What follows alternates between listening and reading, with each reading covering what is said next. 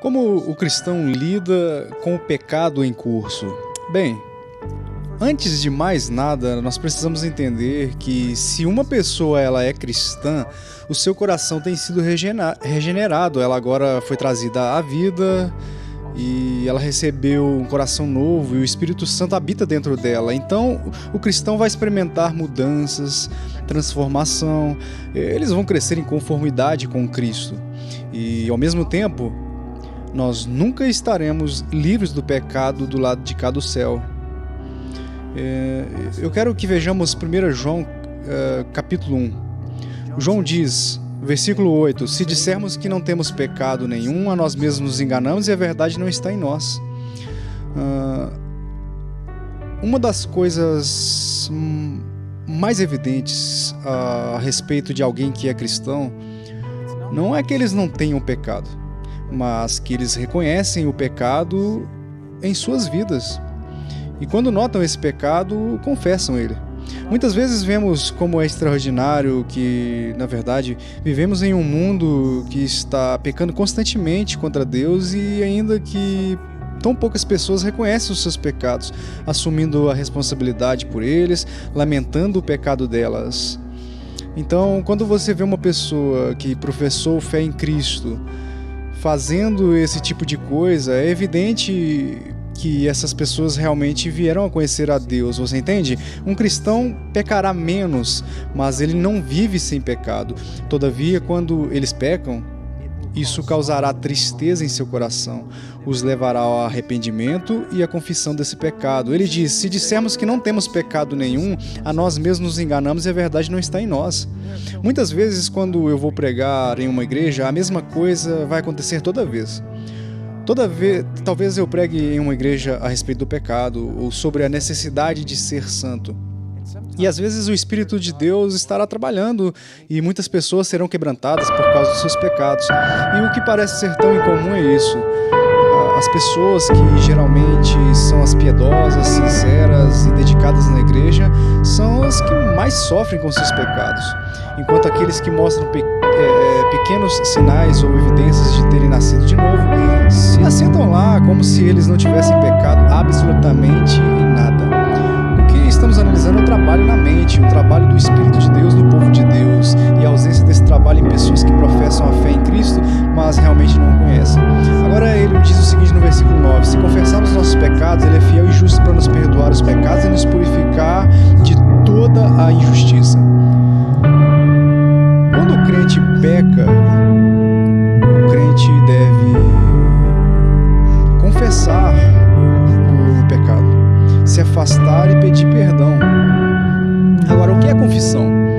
A palavra confissão no grego é homologeu e literalmente significa falar a mesma coisa.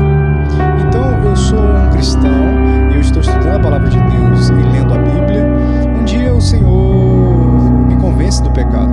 Ou digamos que um irmão em Cristo que me ama eternamente vê que eu estou caminhando como eu deveria caminhar e ele fala comigo a respeito do meu pecado.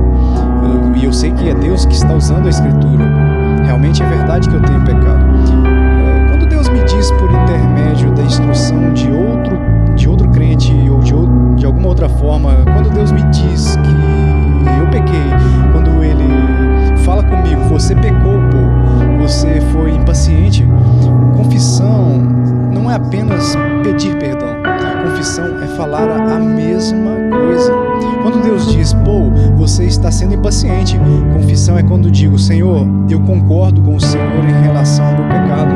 Você diz, eu tenho sido impaciente, o Senhor está certo, eu tenho sido impaciente. Isso que é confissão. E depois eu peço perdão. Senhor, me perdoe por minha impaciência. Então,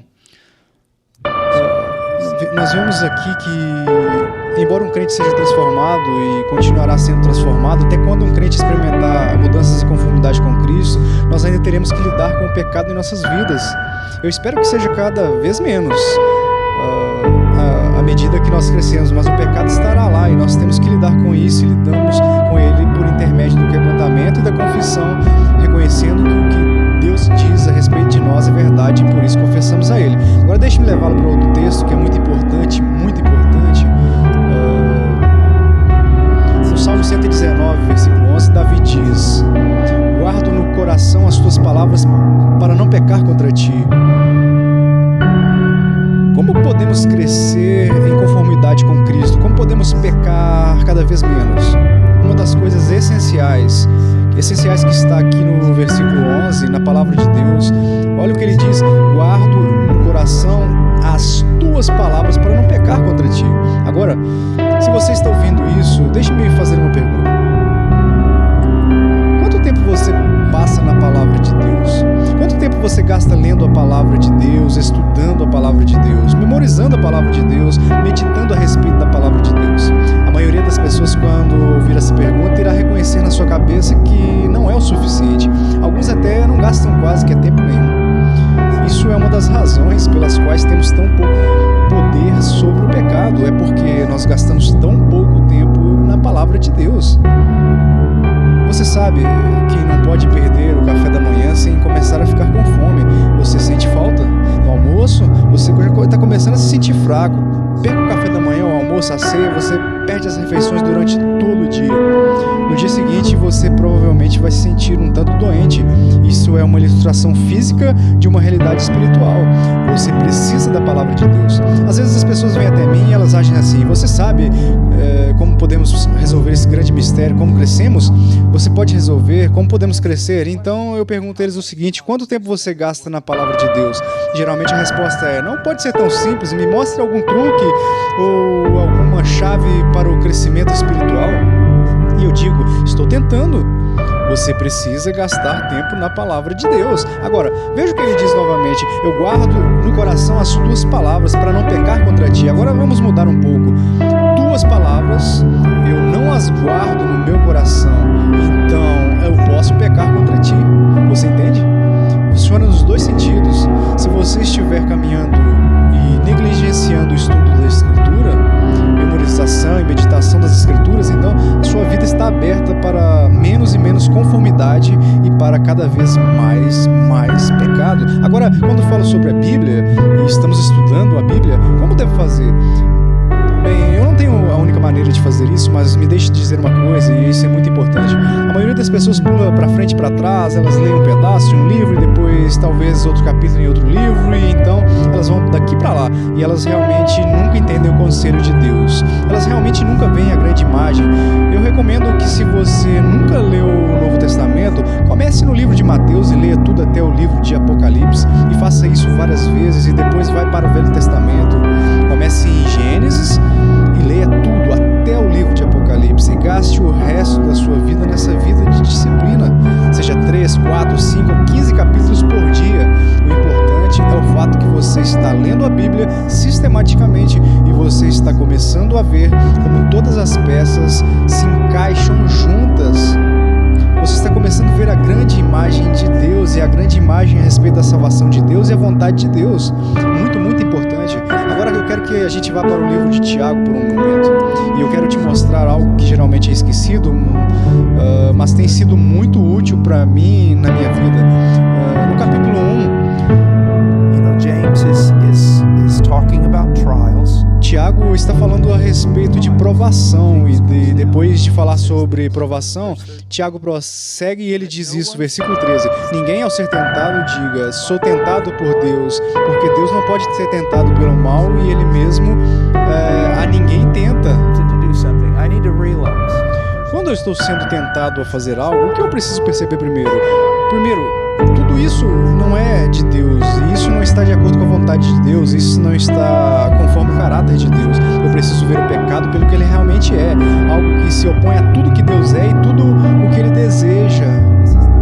Isso não é só um pouco embaraçoso, isso é hostilidade, é luta contra Deus e os propósitos de Deus na minha vida.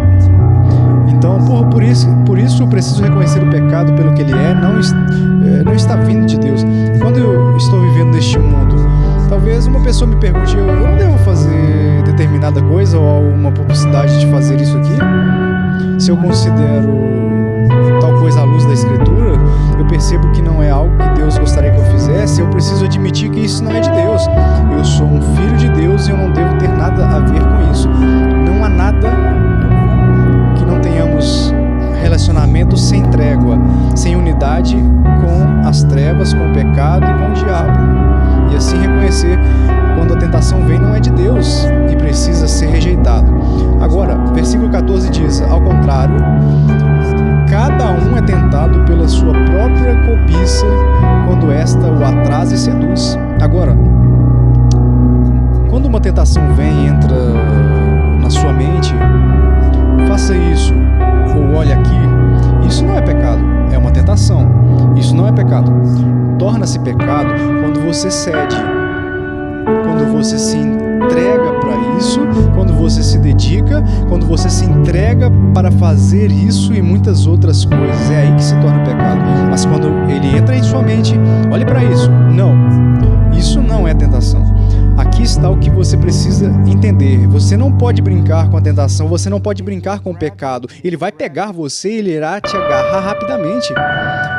Se você está trabalhando nos campos lá da Índia ou no Paquistão, e é uma cobra grande, e você tem um facão na sua mão, e de repente a cobra salta para o alto, você não pode se sentar lá e conversar com ela. Você não pode raciocinar sobre isso.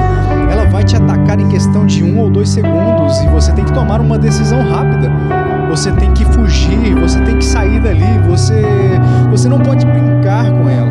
Quantas crianças conheci ao meu redor, que estiveram ao meu redor na minha vida, que se assentaram lá e brincaram com cobras venenosas, estavam se divertindo, mas de repente elas ficam muito perto da cobra, elas se descuidam e o que acontece?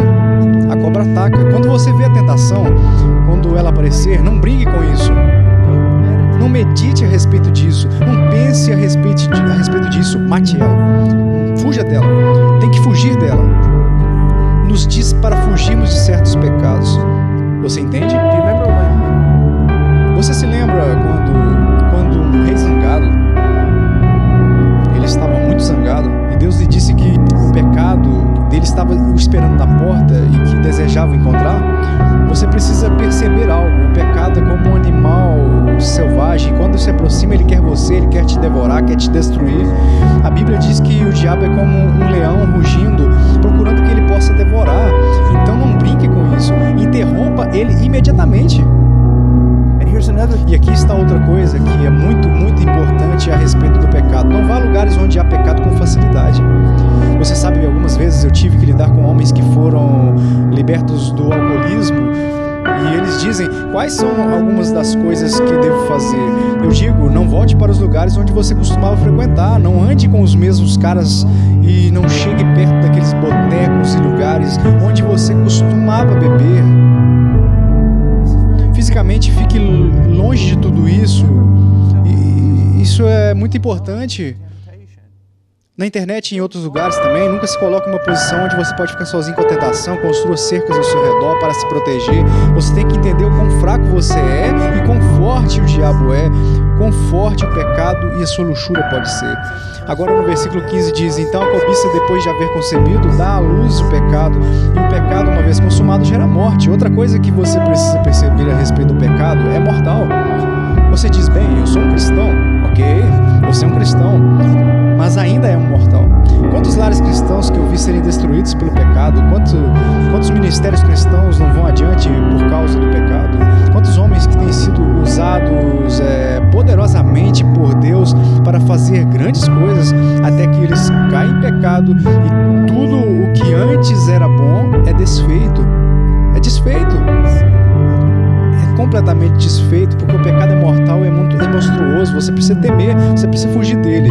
Agora, versículo 16, esta é a parte importante ao lidar com a tentação. Não vos enganeis, meus amados irmãos, toda boa dádiva e todo dom perfeito são lá do alto, descendo do Pai das luzes, em quem não pode existir variação ou qualquer sombra de mudança. Agora, o que mais deve entender? Quando a tentação vier, não se engane a respeito da bondade de Deus. Você vê lá no jardim, isso é uma das primeiras coisas que o diabo fez. Quando o diabo tentou a Eva, ele tentou fazer ela acreditar que Deus não era bom, por ter proibido ela de comer de todas as árvores do jardim, o que não era verdade. E por isso o diabo basicamente sempre leva você a pensar, Deus não vai ajudar você aqui, Deus não vai atender a essa necessidade, então você precisa sucumbir a essa tentação. Estou te oferecendo algo, porque Deus não vai te oferecer nada. Você precisa perceber quando a tentação vier, eu não vou pegar. Por quê? Porque Deus é bom e Ele tem algo muito melhor para mim. Especialmente, eu digo isso aos jovens que não são casados ainda. Eu digo, você sabe que tem essas tentações e tais oportunidades para cometer imoralidade, fornicações e etc. E elas são muito fortes. Olhe para as coisas na internet, muito forte, muito mal, muito prejudicial para a sua alma. Mas quando essas tentações aparecem, o que você deve fazer? Reconheça que Deus é bom, Ele tem um plano, até mesmo para satisfazer esses desejos físicos. Você tem que ver que Ele tem um plano justo e o diabo está te oferecendo um plano falsificado. E quando você identificar esse plano falsificado, você precisa rejeitá-lo, porque eles não são a melhor coisa para a sua vida, não é uma boa coisa para a sua vida. Você precisa esperar, porque o que Deus prometeu te dar é bom. É onde eu encontro algumas das minhas maiores forças contra o pecado. É o reconhecimento da bondade de Deus. Qualquer tentação que vier é uma falsificação de Deus.